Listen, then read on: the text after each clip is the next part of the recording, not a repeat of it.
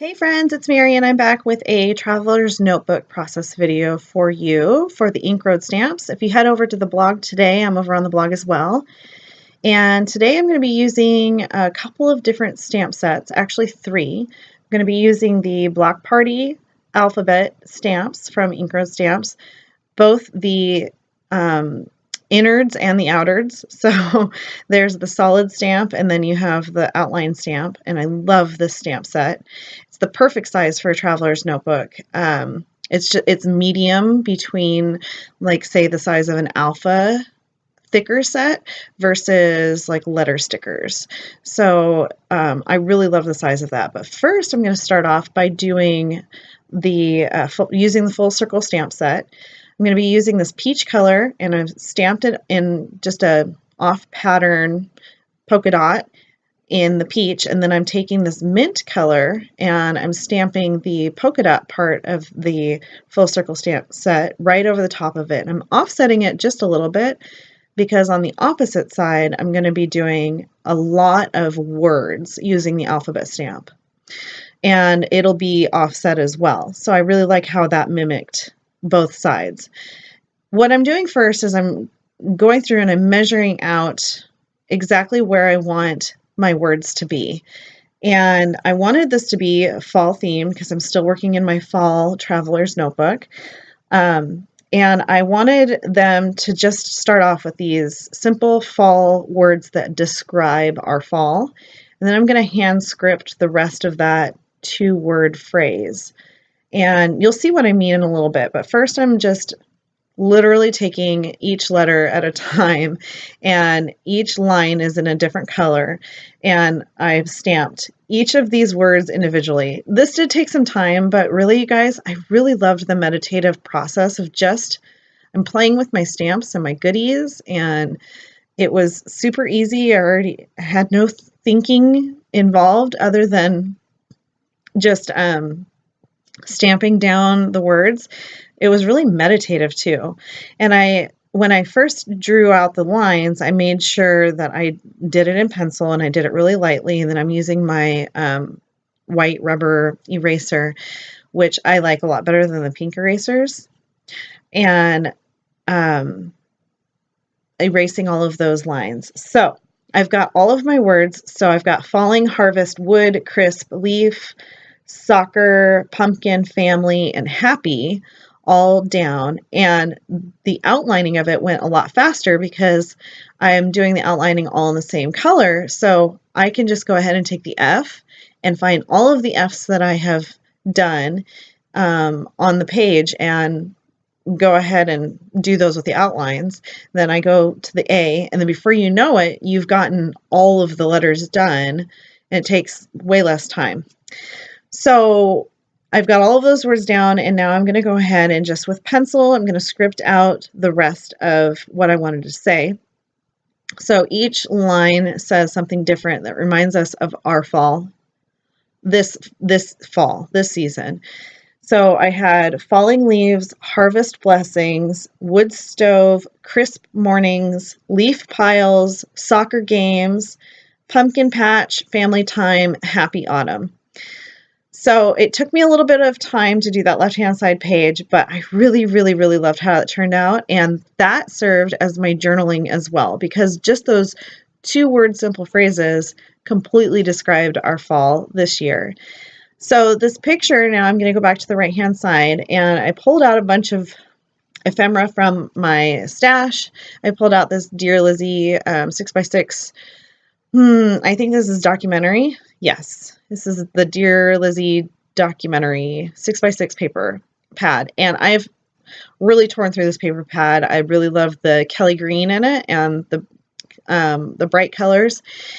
And so I'm going to grab just a few pieces from this paper pad to use as my layering bits behind my photo. And it's as simple as that. I stamped down my pattern paper to start off with on that right-hand side. Then I stamped down this really cool 2-phrase, journaling on the left-hand side. And then I'm just going to build it up with some layers on the right where my photo is. So this photo for me is like the epitome of fall in Sunnyside.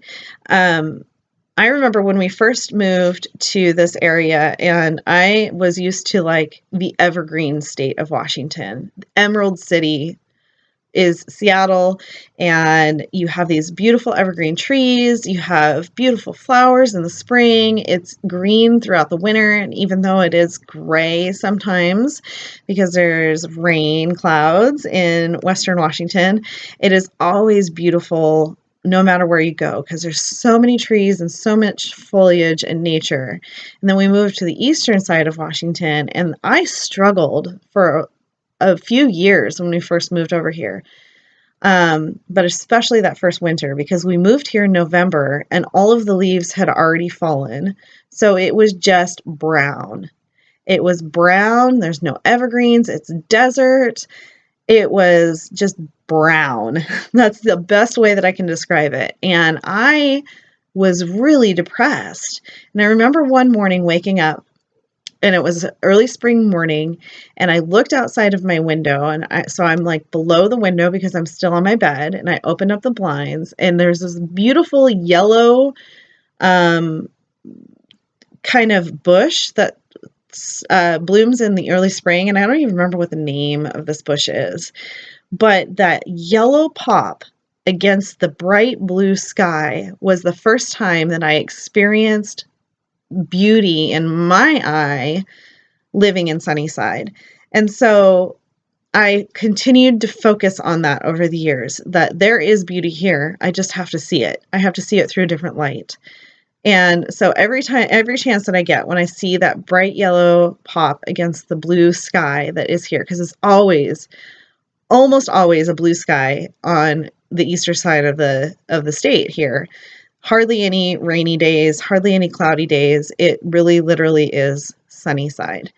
So I look for those opportunities of just the bold color, and fall is absolutely gorgeous because the leaves are yellow, the trees are orange and yellow and red, and then when the blue sky is there and you look up and you just see this amazing color, it's just, oh, I love it.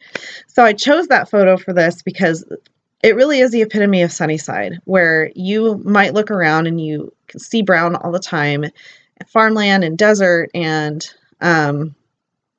just death in the wintertime, it seems, but yet there's these little pops of color and life, and you just have to look to see it.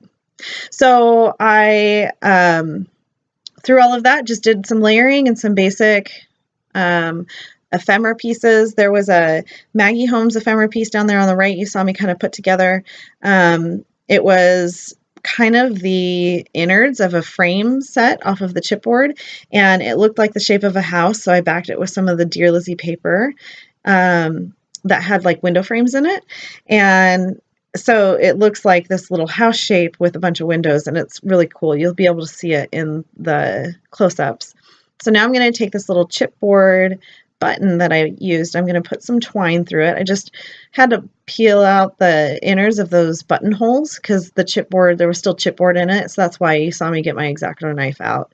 And then I'm just going to thread it with some of this twine. It's like a jute, or it might be a hemp wax twine, so it's really pliable and it stays really, really well. So if you make a bow shape, it's going to look like, you know, a really stiff bow shape.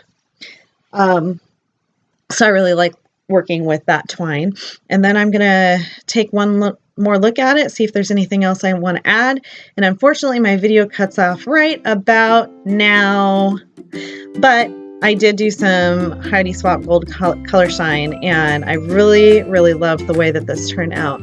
So go head over to the blog and check it out. Go to Ink Road Stamps. These stamp sets are available. And also, if you have not gotten the Christmas stamps, rumor has it that those 2 stamp sets that are exclusive for this December and documenting Christmas are almost sold out. So go check out what she's got, and I will talk to you guys later. Bye.